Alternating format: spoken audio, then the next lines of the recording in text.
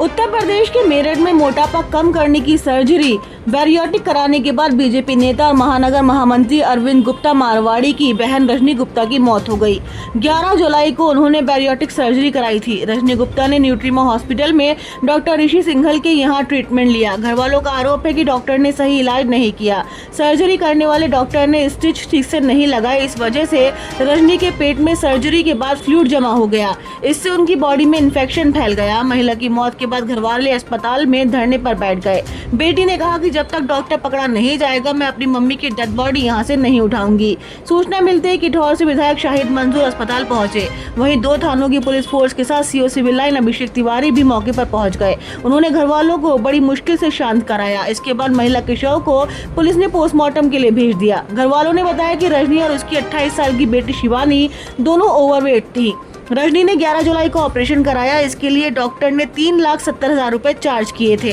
12 जुलाई को ही रजनी की तबीयत बिगड़ने लगी। उसके पेट में काफी दर्द था। जब डॉक्टर से कंसल्ट किया तो उन्होंने कहा कि नॉर्मल सर्जरी का दर्द है, ये होता है, विक्स लगाने से सही हो जाएगा। लेकिन रजनी का दर्द सही नहीं हुआ। 3 दिन तक दिक्कत रही, लेकिन हमसे झूठ बोला गया। करीब 14 जुलाई को रजनी का दोबारा से ऑपरेशन कराया गया, जिसमें 700 ग्राम फ्लूइड मिला है।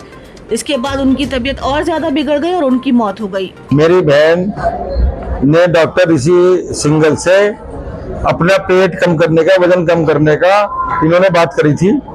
5 लाख रुपया उसकी लड़की का भी और उसका भी 5 लाख रुपए बात हुई थी। डॉक्टर ने कहा दोनों तुम एक साथ करा लोगे तो 3,70,000 रुपए में हम ये आपका ऑपरेशन कर देंगे। इनके मन में लालच आ गए। दोनों लोग 11 तारीख को यहाँ पे आ गए। 11 तारीख को मेरी बहन रजनी गुप्ता का डॉक्टर साहब ने ऑपरेशन करा।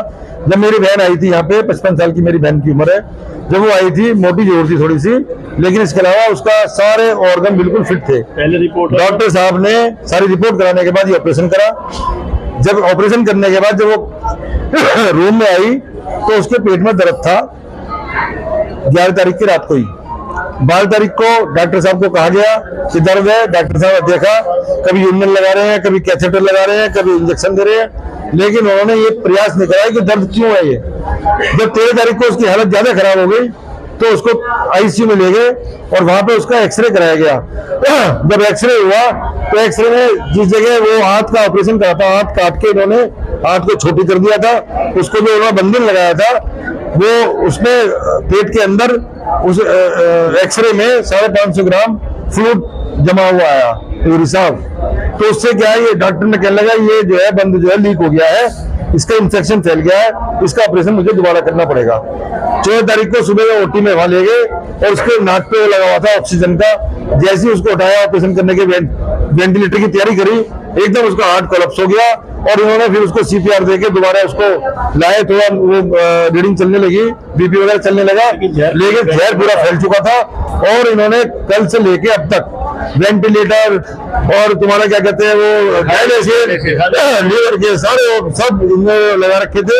लेकिन और अब 5 बजे इन्होंने कह दिया कि अब ये जो है ये जीवन नहीं है, इन पे सेप्टिक फैल गया था, इस वजह से इनकी मृत्यु हो गई। मेरी बहन को ऋषि सिंघल ने अपनी लापरवाही से ऑपरेशन करा, उसके चिल्लाने के बाद भी उसका इलाज नहीं करा, इससे उसकी मृत्यु हो गई। इसका जिम्मेदार पूरी तरह से ऋषि सिंघल है। न्यूट्रीमा हॉस्पिटल डॉक्टर ऋषि सिंघल को बचाने का प्रयास कर रहा है। अगर न्यूट्रीमा हॉस्पिटल ने डॉक्टर ऋषि सिंघल को बचाने का प्रयास किया तो न्यूट्रीमा हॉस्पिटल को भी इसके परिणाम भुगतने पड़ेंगे। देखिए, थाना मेडिकल क्षेत्र में न्यूट्रीमा हॉस्पिटल में एक ऑपरेशन के दौरान डेथ हुई है। इसमें परिजनों का ऑपरेशन में लापरवाही का आरोप है। इस संबंध में उनके द्वारा तहरीर दी गई है। इसमें पोस्टमार्टम कराते हुए अग्रिम विधिक कार्रवाई पुलिस द्वारा की जाएगी।